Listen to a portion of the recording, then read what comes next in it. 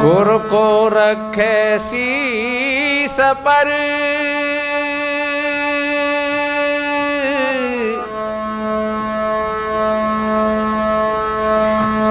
चलता आज्ञा माय, तीन लोकता दास को, भय संशय कछु ना।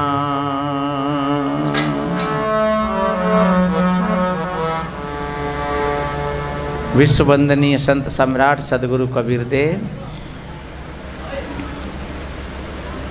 पूजनीय श्रद्धेय संत समाज, सभी धर्म प्रेमी सज्जन, शक्ति स्वरूपाएं माताएं और बहन, छोटे छोटे बच्चे एवं बच्चियां, सभी को वंदन अभिनंदन करते हुए कुछ सेवा का समय है। आप सभी भाई बहनों ने संतों के माध्यम से बड़ी अच्छी ज्ञान की चर्चा को श्रवण किया और आज सभी संतों ने बहन बेटियों के प्रति विशेष ज़्यादा उपदेश दिया। क्यों? इनकी आत्म शक्ति को जागृत करने के लिए, मनोबल को बढ़ाने के लिए। एक बात हमारे अरविंद साहब जी बोल गए, वो मनोरंजनात्मक भाव में बोला था उन्होंने कि अगर नहीं माने तो खूब पीटो डंडा से, पर ऐसा मत करना। ये भारत की संस्कृति में कहीं पर नहीं ऐसा लिखा है। जहाँ कहीं इतिहास को आप देखोगे तो जिन्होंने कहीं ऐसा किया भावावेश में आकर के, उसके परिणाम बहुत गलत निकले। कितनी बहन बेटियों के ऐसे परिणाम सामने आए जिनके पति शराबी और बहुत मार खाई और फिर भी अपने शिष्टाचार से, अपनी धैर्यता से, अपनी सहानुभूति से और अपने पति को भी उन्होंने अपनी लेन में लगा लिया और उनका इतिहास में नाम बढ़ गया कि धन्य ऐसा करते हुए भी ऐसी राक्षस प्रवृत्ति के व्यक्ति को भी और एक देवताओं की लेन में ला करके बिठा दिया। धन्य है उस देवी के लिए। तो ऐसा गलत कदम तो कभी नहीं उठाना चाहिए। हाँ, अगर ऐसी स्थिति सामने है तो अपना धैर्य बना करके रखिए। सदा दिन रहता नहीं एक समान, समय बदलता है। वैसे और एक दूसरे हिसाब से देखा जाए तो वास्तव में ये शरीर की प्रक्रिया है वो थोड़ी अलग अलग हैं। माताओं के शरीर हैं, बहनों के शरीर हैं, वो कुछ और तरीक़ा से हैं, पुरुषों के शरीर हैं वो कुछ और तरीक़ा से हैं, लेकिन मूल रूप से सब में मिट्टी है। कल भी हमने निवेदन किया था कि जैसे कोई प्रजापति एक ही मिट्टी में से और एक सरैया और एक कुल्हड़ दो चीज़ बना दें और दोनों की बनावट अलग अलग और दोनों की क्रियाकलाप भी अलग अलग, लेकिन मूल रूप में क्या है? मूल रूप में मिट्टी है। चाहे हम शारीरिक रूप से देखें और चाहे हम आध्यात्मिक रूप से देखें। शरीर अगर देखे जाए तो सबके वही 5 तत्वों से बने हुए हैं, चाहे भाई और भाइयों के हों चाहे बहनों के हों। और अगर चैतन्य आत्मा के तल पर देखा जाए तो सबके अंदर में वही आत्मा है, परमात्मा है, चेतन है, हंस है। ऐसा कहा है कि हंस ने नारी पुरुष है, ये तो काल का फंद, घास फांस निरुवार के, साहेब शरण आनंद।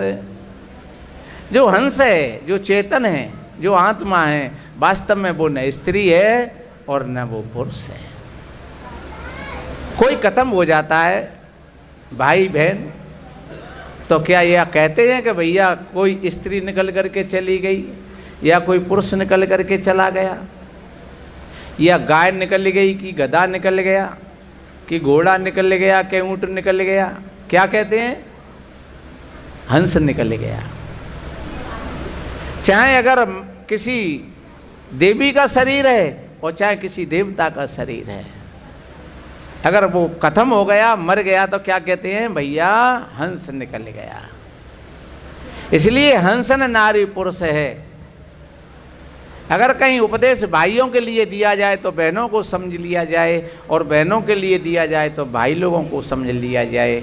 क्यों? कि जो मनोभाव हैं वो हमारी बहन और भाइयों के अलग अलग नहीं हैं, एक भाव से अलग अलग नहीं है, और एक भाव से सबके ही अलग अलग हैं। मैंने शाम को कहा था, आँख सबके पास में है, लेकिन देखने की तजुर्बा सबके अपने अपने अलग अलग हैं। मुख सबके पास में है, लेकिन बोलने की तजुर्बा सबके अपने अपने हैं। भूख सबको लगती है, लेकिन खाने का तजुर्बा सबका अलग अलग है। किसी को आलू ज़्यादा अच्छा लगता है तो किसी को अरबी ज़्यादा अच्छी लगती है। और चलो आलू और अरबी की तो कोई बात नहीं है, लेकिन किसी को मांस अच्छा लगता है दूसरे प्राणी का, वो बिल्कुल ही बदल गया मामला। भूख तो बराबर है, लेकिन खाने में कितना अंतर्भेद हो गया। हाथ सबके पास में है, लेकिन इन हाथों से करने के भाव फिर अलग अलग हो जाते हैं। पैर सबके पास में है, लेकिन चलने के भाव अलग अलग हो जाते हैं। मन सबके पास में है, लेकिन विचारों में बहुत बड़ा फर्क होता है। कहीं किसी भाई बहनों के विचार मिल जाते हैं और कहीं नहीं मिल पाते हैं, और कहीं मिलकर के भी फिर टूट जाते हैं, और कभी टूट करके फिर जुड़ जाते हैं। इनमें परिवर्तन होता रहता है, घटाव और बढ़ाव। जैसे आकाश में देखते तो चंद्रमा घटता रहता है और बढ़ता रहता है। कभी वो पूरा हो जाता है पूर्णमासी के दिन, और कभी वो अमावस्या के दिन वो पूरा का पूरा विलीन हो जाता है, और कभी भी दौज के रूप में फिर छोटा सा प्रकट होता है। उसके लिए नमस्कार करते हैं सब। यही स्थिति हमारे मन की है, घटना और बढ़ना। और जो भाई बहन सत्संग में आते हैं, ठीक वो अपने मन को समझ लेते हैं, और जो मन को समझ लेते हैं बस प्यार और समता फिर बन जाता है। कर्तव्य निष्ठा भी बन जाती है कि फिर स्त्री का क्या कर्तव्य है और पुरुष का क्या कर्तव्य है। पुरुष का कर्तव्य है कि वो हमेशा अपने कर्तव्य का पालन करे, क्योंकि कहती है ये संसार रंगमंच है, हम सब छोटे बड़े खिलाड़ी। ये संसार रंगमंच है। जिनका पाठ बिगड़ जाता है, कहानी खत्म हो जाती है। जिनका पाठ बन जाता है, उनकी कहानी चलती रहती है। हजारों वर्ष पहले कभी हुए होंगे राम और रावण, आज भी लोग बड़े श्रद्धा से उनका नाम लेते हैं। हजारों वर्ष पहले जितनी देवी हुई थी, आज भी लोग उनके श्रद्धा से नाम लेते हैं। इसलिए और एक बात को ध्यान रखो, जब तक व्यक्ति कर्तव्य निष्ठ नहीं होता है। मैं एक भजन सुनाऊंगा, प्रवचन तो आप सभी भाई बहनों ने बहुत सुने हैं। एक छोटी सी बात कह करके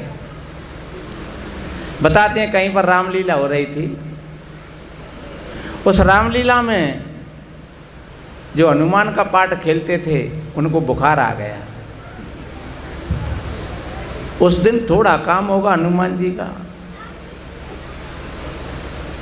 उस मालिक ने सोचा कि चलो बाजार में देखते हैं, अगर कोई हनुमान का पाठ खेल जाए तो हमारा काम चल जाएगा। और सिर्फ आज की 2-3 बातें कहने के लिए तो बताते हैं। वो बाजार में गए तो एक मोटे से सेठ जलेबी बनाए रहे। उसने कहा, भैया तुम हमारा काम करते कोई एक? बोले कौन सा? बोले शाम को आप हमारे पास आ जाना और हम तुमको हनुमान का पाठ खिलाएंगे, और ज़्यादा काम नहीं है, 2-3 बातें हम बता देंगे और आपको पैसा भी दे देंगे कुछ। हालांकि सेठ ने ये कहा था कि भैया मैंने तमाशा भी नहीं देखा है। बोले यार तमाशे की बात नहीं है, कपड़ा हमारे पास है और हम तुमको बनाएंगे ठीक तरीक़ा से, और हम कहें जैसे 2 बात बोल लेना। और बताते हैं कि सेठ जी शाम को पहुंच गए। उन्होंने हनुमान जी के कपड़ा पहना दिए और मिष्टका दे दी हाथ में, और कहा कि जब रावण आए तो वो पूछेगा तुम कौन हो, तो तुम कहना मैं हनुमान हूँ। फिर वो कहेगा तुम क्या काम करते हो, तो तुम कहना कि मैं श्री राम जी की सेवा करता हूँ। फिर वो कहेगा कि तो यहाँ पर क्यों आए हो, मैं सीता जी की खोज करने के लिए आया हूँ। बस इतना ही कहना है, तब तो ठीक है। और वो पहुंचा मंच पर, और जैसे ही पर्दा पलटा और रावण निकला हा हा हा हा हा करता हुआ, सोई सेठ जी के पांव कप गए। रावण ने एकदम कहा कौन हो तुम? वो भैया हूं तो बनिया हूं। क्या करते हो? कि भैया हूं तो जलेबी बनाता हूं। यहाँ क्यों आए? भैया 50 रुपया में जिलवा लाए मुझे, भाग यहाँ से। हो भैया जा रहा हूं मैं। पाठ बिगड़ गया, क्योंकि वो हाल की सीखी हुई बात थी। अगर पहले से खेलता हुआ होता पाठ को तो खेल जाता। इसलिए कभी कभी वक्त आता है तो ये बात हमारी सीखी हुई बातें उड़ जाती हैं, ये काम नहीं देती हैं। सज्जनों, बहुत बड़ी गहराई से इन बातों को ठीक तरीक़ा से हम समझते हैं, इनको जीवन में धारण करते हैं, तभी हम संभल पाते हैं कभी वक्त पर। जैसे हनुमान जी का पाठ खराब होने के पश्चात और फिर रामलीला खराब हो गई, ऐसे ही हम भी, ये हमारी रामलीला है। सब हम अपना अपना पाठ खेल रहे हैं। बेटा बैठ जाओ। हम सब अपना अपना पाठ खेल रहे हैं। संसार रंग मंच है, हम सब छोटे बड़े खिलाड़ी। ये संसार रंग मंच है, हम सब छोटे बड़े खिलाड़ी। कोई पत्नी का पाठ खेल रही हैं तो कोई पति का पाठ खेल रहे हैं, तो कोई बहू का पाठ खेल रही हैं, तो कोई बेटा का पाठ खेल रहे हैं, कोई बेटी का पाठ खेल रही हैं, तो कोई दामाद का पाठ खेल रहे हैं। ये हमारा पाठ है, और सभी भाई बहनों को अपना पाठ पूरी सजगता के साथ खेलना चाहिए। हम साधु महात्मा हैं, हम अपना पाठ खेल रहे हैं। आप भक्त लोगों, आप अपना पाठ खेल रहे हैं। देख लेना, जिस पाठ पर हम हैं कहीं हमारा पाठ कहीं से खराब न हो जाए। जिस काम को करने के लिए हम आए हैं वह काम हमारा खराब न हो जाए।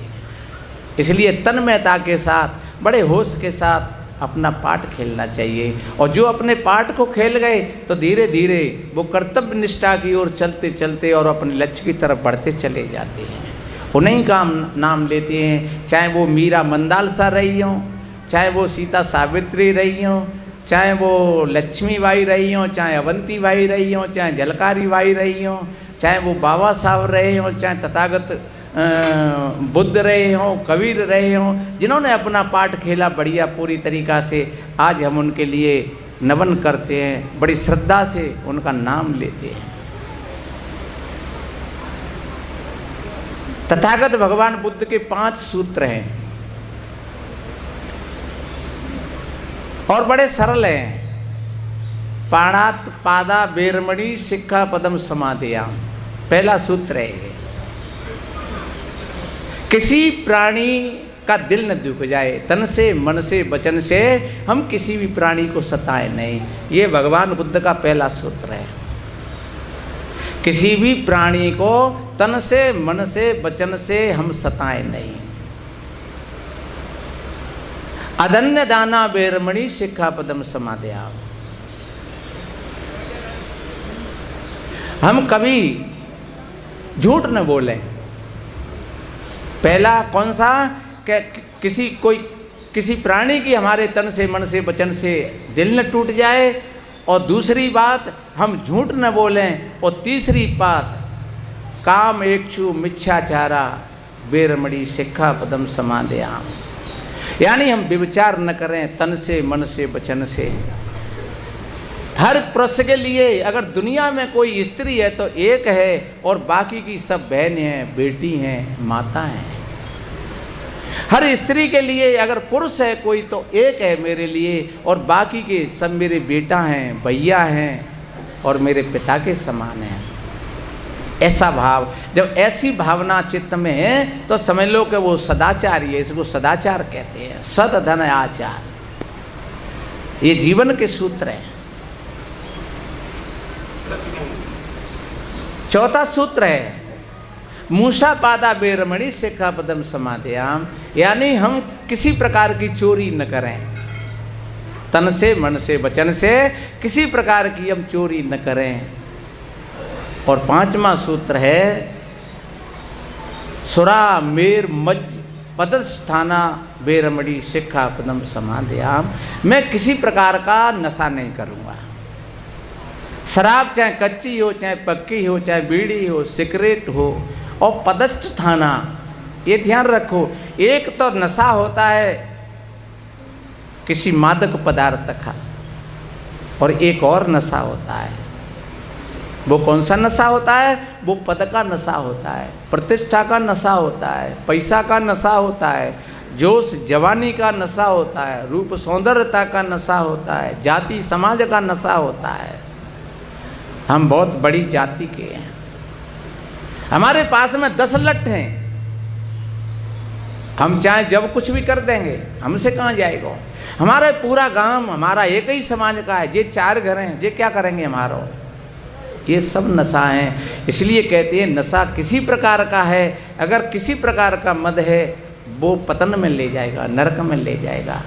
हम एक सच्चे मानव बने, सच्चे इंसान बने। इसलिए मेरे बहन भाइयों, ये जीवन के सूत्र हैं, 5 सूत्र। कौन से? मैं फिर से याद दिलाऊं। तन से मन से वचन से किसी प्राणी का दिल न दुखे, और कभी हम झूठ न बोलें, कभी व्यभिचार न करें, कभी चोरी न करें, और किसी प्रकार का हम कोई नशा न करें। कितनी बढ़िया शिक्षा है ये। सदगुरु कबीर साहब जी ने कहा है, एक भजन के माध्यम से मैं निवेदन करूं।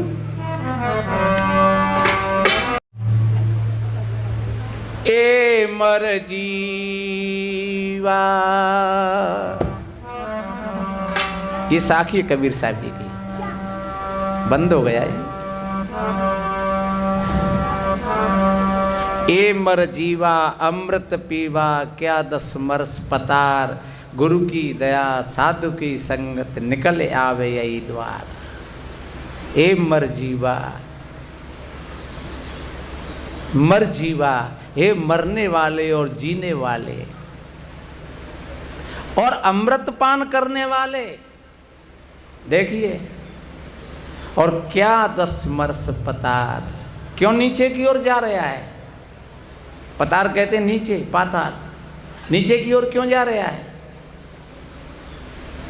अगर हम गाली दे रहे हैं तो नीचे की ओर गए, चोरी करते हैं तो नीचे की ओर गए, झूठ बोलते हैं तो नीचे की ओर गए, अगर किसी प्राणी को सता दे तो नीचे की ओर गए, कोई नशा करते हैं तो नीचे की ओर गए, प्राणियों से बैर करते हैं तो नीचे की ओर गए, प्राणियों से प्रेम करते हैं तो ऊपर की ओर आ गए, हमेशा सत्य बोलते हैं तो आप ऊपर की ओर चल रहे हैं, हमेशा सदाचार का जीवन जीते हैं तो आप ऊपर की ओर चल रहे हो।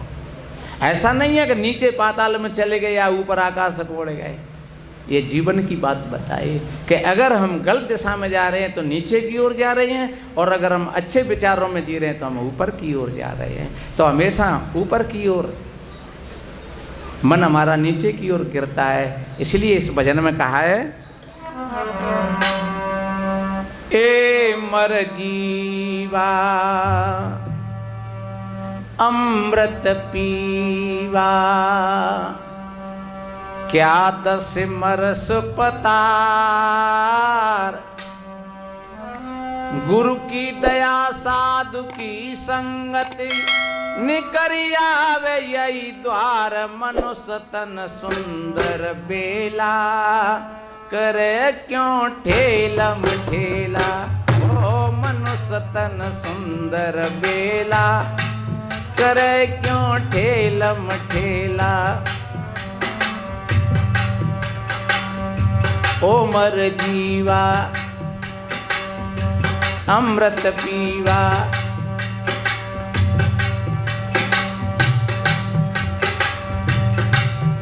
अमृत ऐसी कोई चीज नहीं है, जी सही ना बोल रहे।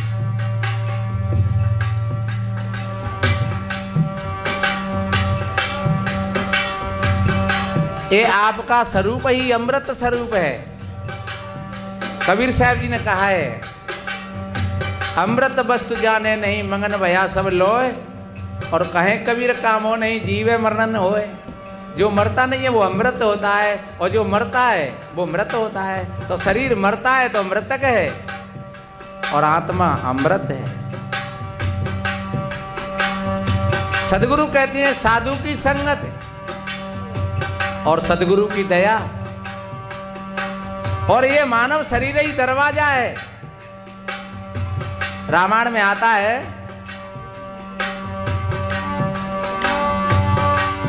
हो बड़े रे भागी मां न सतन पावा। ये मानव शरीर बड़े भाग से मिला है। क्यों? हो साधन धाम मोक्ष कर द्वारा, पाहे न जेई पर लोक समारा। यातन कर फल विषयन भाई, स्वर्ग स्वल्पयंत दुखदाई। ये मानव शरीर का फल विषय भोग नहीं है। हम बड़ा उल्टा करते हैं। कैसा?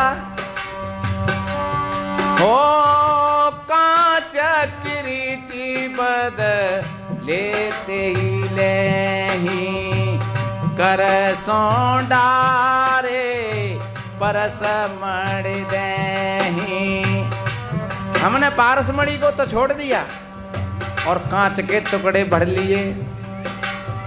एक भजन में गाते हैं नहीं कि अमृत छाड़ विषय फल चूसे, अरे तेरी आंख ज्ञान की बूटी है, गुरु ज्ञान अमर पद बूटी है।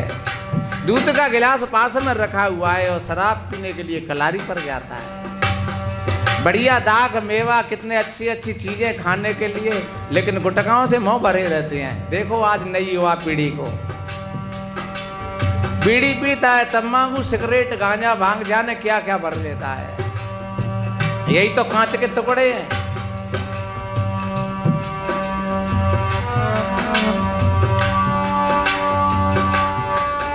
अरे कर्म क्षेत्र नर देय भूमिका, बड़े भाग्य से पाई। साधन धाम मोक्ष का द्वारा संतों ने बतलाई। हो साधन धाम मोक्ष का द्वारा संतों ने बतलाई। मानव तन भजन करन को, क्या बीड़ी पीने के लिए है? क्या शराब पीने के लिए है? क्या मांस मछलियां खाने के लिए है? क्या दूसरों को मारने के लिए है? तो काय के लिए है? मानव तन भजन करन को, क्यों नहीं करत विचार यार ये जगत झमेला। करे क्यों ठेल मठेला यार ये जगत झमेला। करे क्यों ठेल मठेला। ओ मर जीवा अमृत पीवा, क्यों दस मरस पताल। गुरु की दया रे साधु की संगत, निकरी आवे यही द्वार मनुष्य तन सुंदर बेला। करे क्यों ठेल मठेला, ओ मनुष्य तन सुंदर बेला। करे क्यों ठेल मठेला। ये कर्म क्षेत्र है भैया, ये भोग का क्षेत्र नहीं है। भोग तो तुम जाकर के अन्योन्यों में भी भोग लोगे। हैं पशु पक्षी हैं, वो भोग भोग रहे हैं, उनका कर्मों पर कोई अधिकार नहीं है। न वो अच्छा कर्म करके कोई महात्मा बन सकते हैं और न गलत कर्म करके कोई वो पापी बन सकते हैं। ये मानव शरीर ये एक ऐसा है कि ये अच्छे कर्म करके ये देवत्व को प्राप्त कर सकता है और गलत कर्म करके ये नरक में जा सकता है। इसलिए देखिए आगे बताते हैं।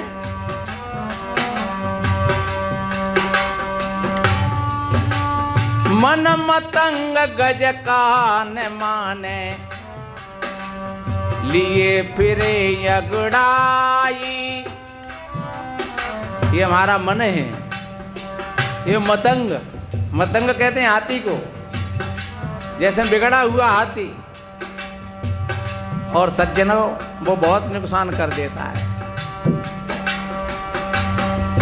हमारा भी जब ये मन बिगड़ा हुआ होता है तो जाने हमको कहां ले जाकर के गिरा देता है। मन मतंग गज का न माने, लिए फिरे अगड़ाई। विषय जाल में भरम तु डोले, ऐसी मति बोराई। हो विषय जाल में भरम तु डोले, ऐसी मति बोराई। सतसंगति का मरम न जाने, अरे चले न हो समारे। भीड़ में खाए धकेला, करे क्यों ठेला मठेला। ओ भीड़ में खाए धकेला, करे क्यों ठेला मठेला। ओ मर जीवा अमृत पीवा, क्यों दस मरस पतार। गुरु की दया रे साधु की संगत, निकर आवे यही द्वार। मनुष्य तन सुंदर बेला, करे क्यों ठेला मठेला। ओ मनुष्य तन सुंदर बेला।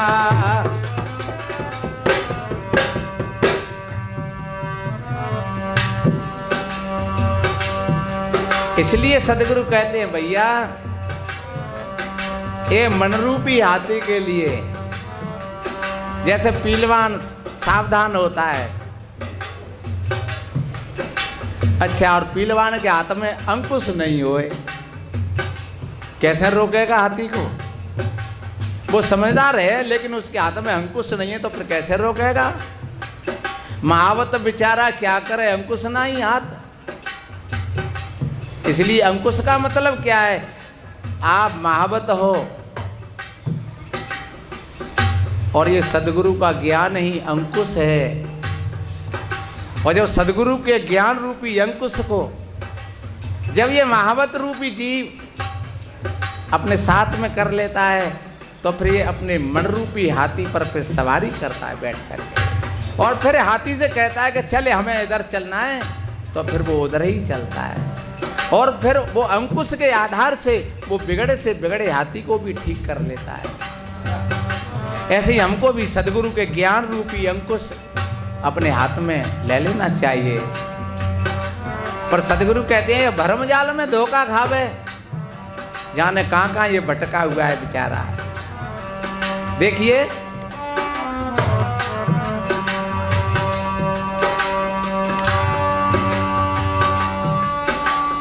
मैल तिवारे गाड़ी मोटर, साथन तेरे जाई।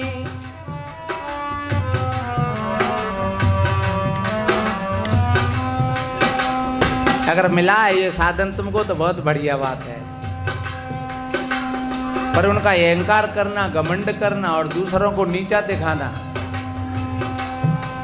और ये भी पता नहीं है कि जब काल का तमाचा पड़े तो ये सबका सब एक क्षण में छूट जाए हाल।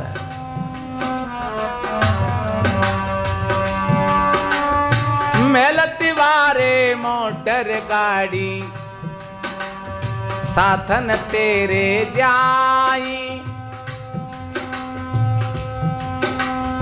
ममता मोह मान में फंस के, ऐसी मति बोराई। ओ ममता मोह मान में फंस के, ऐसी मति बोराई।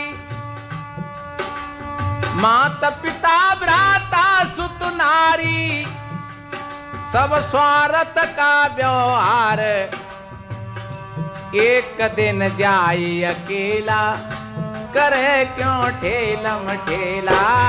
एक कदे न जाए अकेला, करे क्यों ठेलम ठेला।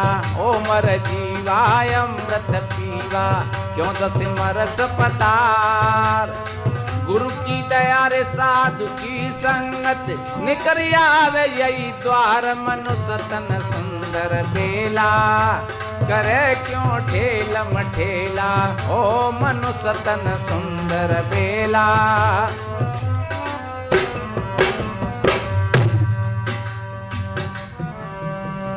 रत्नाकर कितना डकैत था, चोर था, लुटेरा था, और लूट कर करके ही अपने परिवार का पालन पोषण करता था। और बताते हैं एक बार उसने नारद जी को पकड़ लिया। रत्नाकर, नारद जी ने कहा, अरे तू कौन से नरक में जाएगा, साधु महात्माओं को भी नहीं छोड़ता है। रत्नाकर ने कहा, मैं अकेला थोड़ा ही जाऊंगा, मेरी पत्नी जाएगी, मेरे मैयो बाप जाएंगे, मेरे बेटी बेटा जाएंगे। अरे पागल, कोई नहीं जाएगा, तू पूछ करके यहाँ। और बताते हैं जब लौट करके आया, पत्नी ने कहा, आज कैसे जल्दी आ गई तुम। बोले, जल्दी और देर की बात नहीं है, एक बात बता, जो मैं कुछ करके लाता हूं क्या तुम लोग इसमें शामिल हो क्या नहीं। पत्नी ने कहा, हम क्यों शामिल होंगे, तुम्हारी मर्जी है, ये तुम्हारा पाठ है। तुम लूट करके लाते हो कि किसी को मार करके लाते हो कि मेहनत करके लाते हो, वो तुम जानो। चोरी में पकड़े जाओगे तो तुम पिटोगे, हम थोड़े ही पिटेंगे। बड़ी चोट लगी।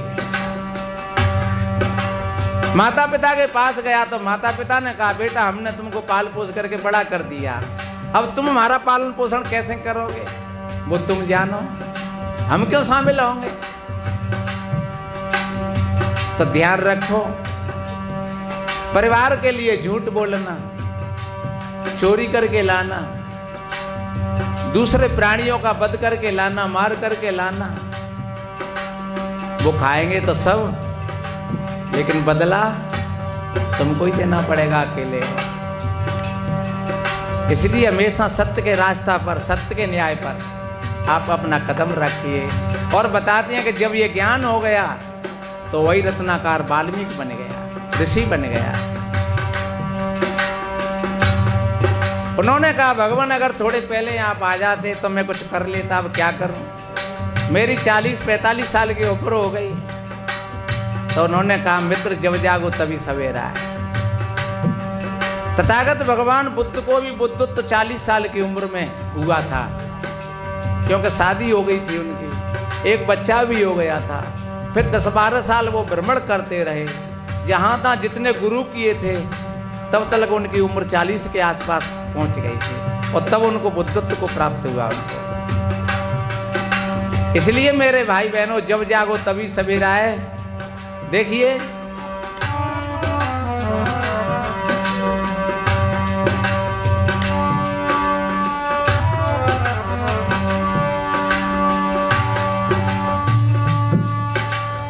खोटे कर्म करे तू निस दिन, धन से भरो खजानो।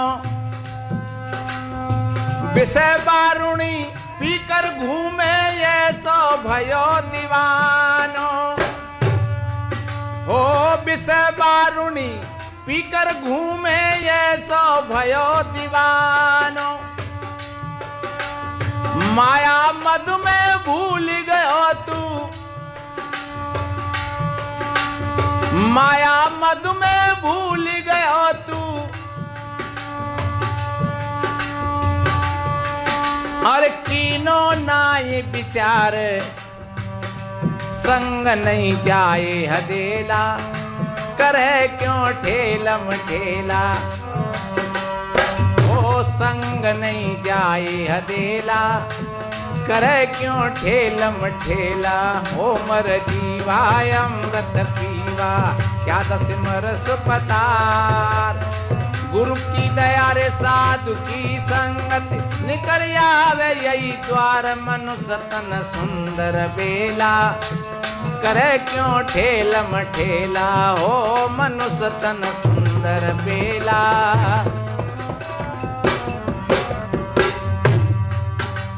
तो फिर क्या करना चाहिए? अब आखिरी पंक्ति में कवि कहता है,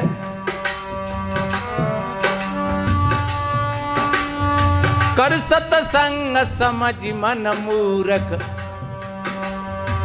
छोड़े कपट चतुराई। ऐसी चतुराई और चालाकी, सदगुरु के दरबार में बिल्कुल सीधे बन करके आओ, भोले बन करके आओ, बच्चा बन करके आओ। बताते हैं, दो मित्र जा रहे गुरु के दरबार में, एक सीधो साधो और एक चालाक है। कहीं रास्ता में कोई गंदी चीज पड़ी होगी, पैर पड़ गए दोनों के, तो जो सीधो साधो हो तो बाने तो अपनो पैर रिगड़ दो वहां को, भाई कछु तो बिगड़ेगो। और जो चालाक हो तो वो सोच रहे रे कैसे पैर बिगड़ेगो, देखे तो लंग और बाने हाथ ते देखो तई हाथ और बिगड़ेगो। पैर तो बिगड़ रही हो पर हाथ तो बिगड़ेगो। अब बाने सोची रे के का है सकत हो, गोरू है सकत है के कछु और लेटरिंग है सकत है, तई वो सूंघबो, तई सूंघबे को लगो तई नाकते लग गो, सो नाक बिगड़ गई। बाने कही रे भैया मेरा तो पैरू बिगड़ेगा और मेरा हाथू बिगड़ेगा और मेरी तो नाकू बिगड़ गई। तो क्या देख तू ज्यादा चतुर है और समझदार है, मैंने तो भाई मीड़ दो बात दू सी पे घास सी पे अपनो पाओ सुनने हाथ बिगड़ मेरो और ने मेरी नाक बिगड़ी।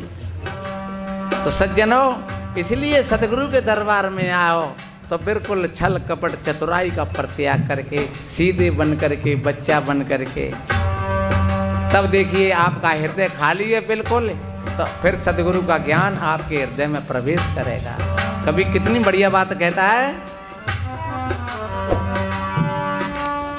कर सतसंग समझ मन मूर्ख, छाड़ कपट चतुराई।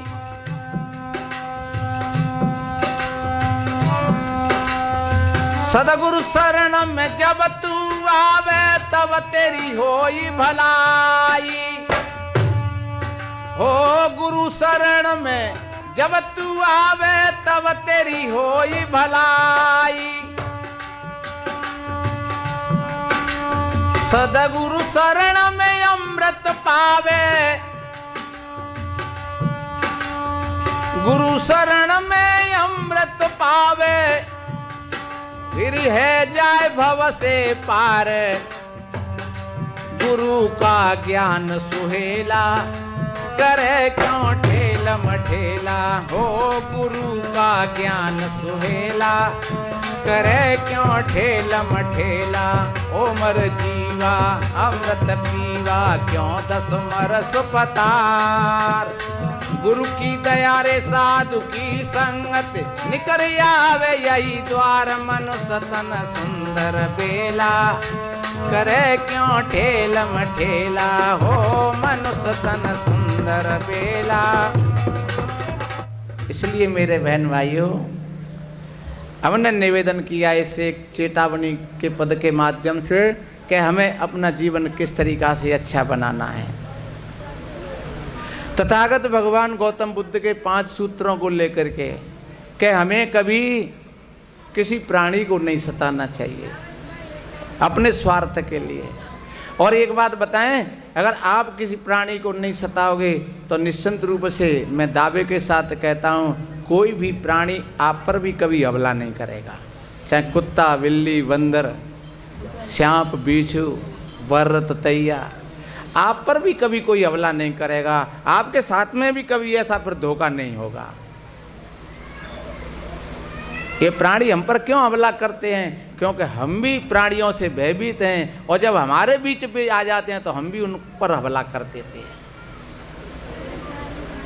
और जबकि हमारा शास्त्र कहता है कि प्राणियों की सेवा करो, पर बड़ी उल्टी बात है, हम उसको उल्टा लेकर के चलते हैं कि मरेन की सेवा करो, जिंदे न मारो। अरे भाई, मंदिर में है तो वे मरे ही बरात होते हैं बेचारे, चलो ठीक है, तुम्हारे पुरख आए पूर्वज हैं तो तुम हाथ जोड़ रहे हो तो ठीक है, कोई बात ना, पर तुमने लेकर के और वाको मुँह और बिगाड़े आए, और कुत्ता होती बात चाटेगा तो तुमने वाको मान करो कि अपमान करवाए तो और है, क्योंकि वो नहीं खा रहे आए।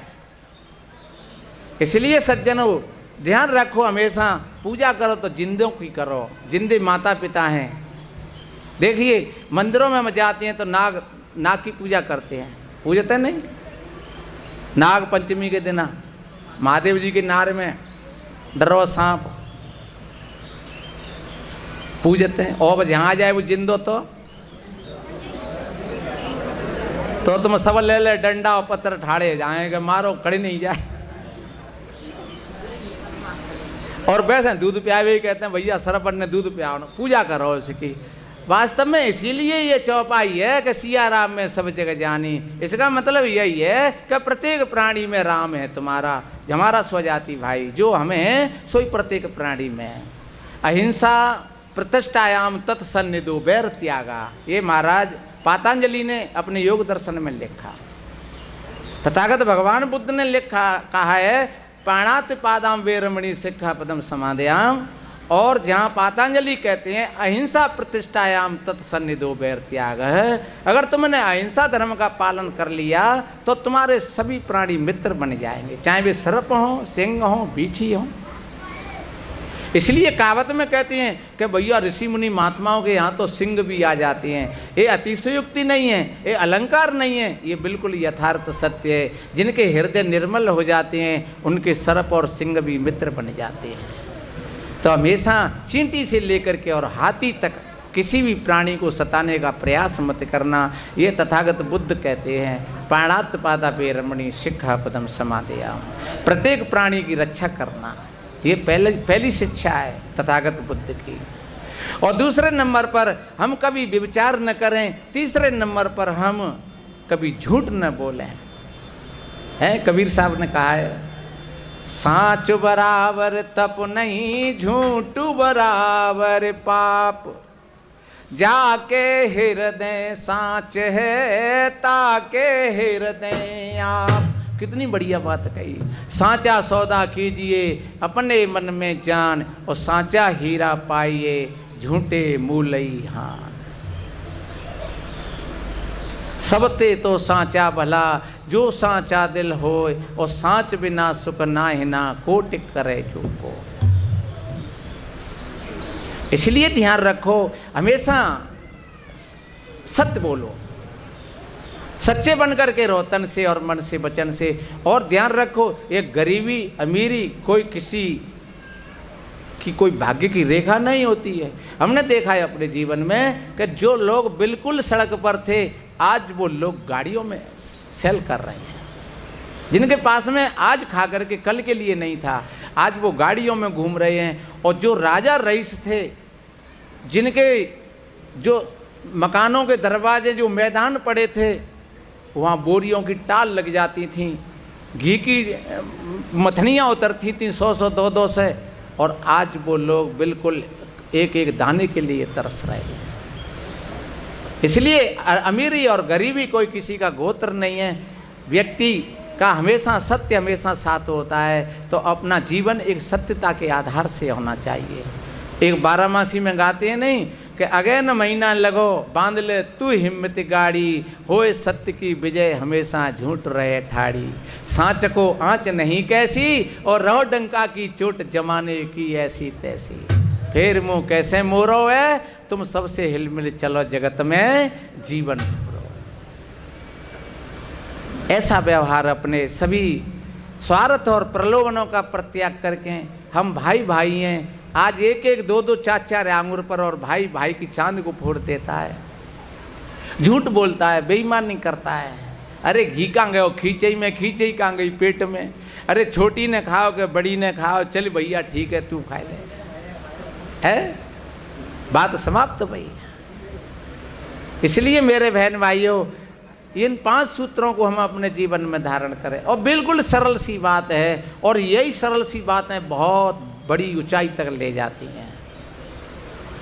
मैंने कहा था ये मर जीवा अमृत पीवा क्यों दुस्मर्श पतार, और गुरु की दया साधु की संगत, निकल आवे यही द्वार, मनुष्य तन सुंदर बेला, करे क्यों ठेलम ठेला। ये मानव का शरीर मिला है, मानस जन्म नर पाए के, चूके अब की घात, और जाए पड़े भव चक्कर में सहे घनेरी लात। और एक बात का ध्यान रखो, ये भी तुम्हारा नहीं है, तुम्हारा नहीं है। कहीं कहीं कोई भाई लोग कहते हैं भैया फलाने आदमी ने धोखा दे दो, पत्नी धोखा दे गई, बहन जी धोखा दे गई, भैया ने धोखा दे दिया, पर क्या ये शरीर है? ये भी तो धोखा देता है। अब हमें लग रहा है कि हमारे अब ये दाढ़ दांत धोखा देने के लिए जा रही है, फिर ये आंख भी धोखा देंगी, तो ये कान भी धोखा देंगे। और धोखा क्या है? अब तक काम चला लो जी, थोड़ी बात है। तो कहो जिन्हें मैं अपन हो है। अब बेऊ सोच लेते रहते ने 50 वर्ष में कछु नहीं करा तो हम त्यो संग कहाँ तक है 50 वर्ष तू हमनते बत्ते हो, और 50 वर्ष में तेने हमसे कुछ हुए सो बढ़िया काम नहीं कर पायो, तो पर अब हम चलेंगे, अब हमें तो जानो अपने घर को, और ते ही तो हंस कम पूरी होते नाने। इसलिए सज्जनों, जब आंख भी परेशान होकर के साथ छोड़े जाती हैं, और ये दांत भी परेशान होकर के साथ छोड़े जाते हैं, ते और नाच पेट बत हुई, तू तो हमेशा और है, हमारा काम पूरा होगा वो हम जा रहे हैं।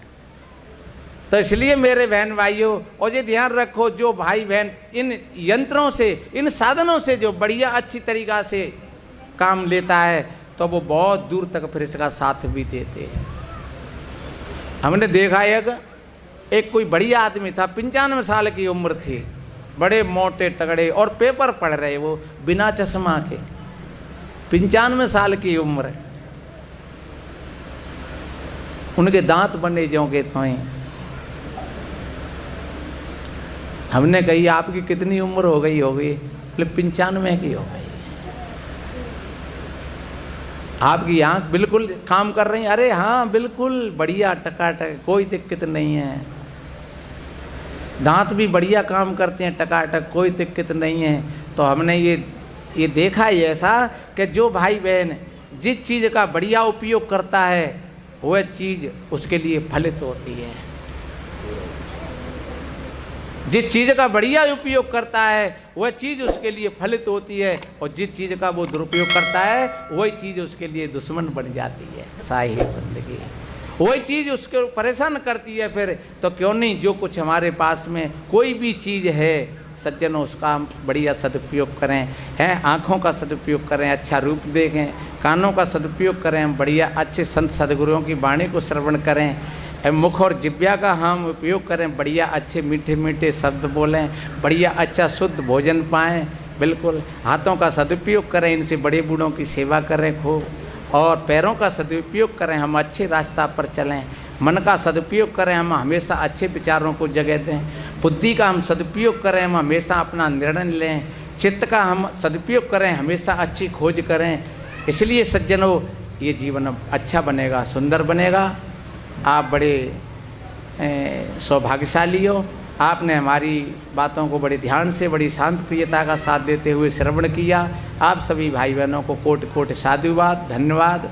संतों का यही भाव होता है, सर्वे भवन्तु सुखिनः, सर्वे सन्तु निरामया, सर्वे भद्राणि पश्यन्तु मां कश्चित् दुख भाग भवेत्। सभी के जीवन में आनंद हो, सभी निरोग हों, सभी स्वस्थ हों। इन्हीं शुभ मंगल कामनाओं के साथ पूज्य साहिब जी विराजमान हैं, और मैं इन शुभ मंगल कामनाओं के साथ बोलिए श्री सद्गुरुदेव साहिब।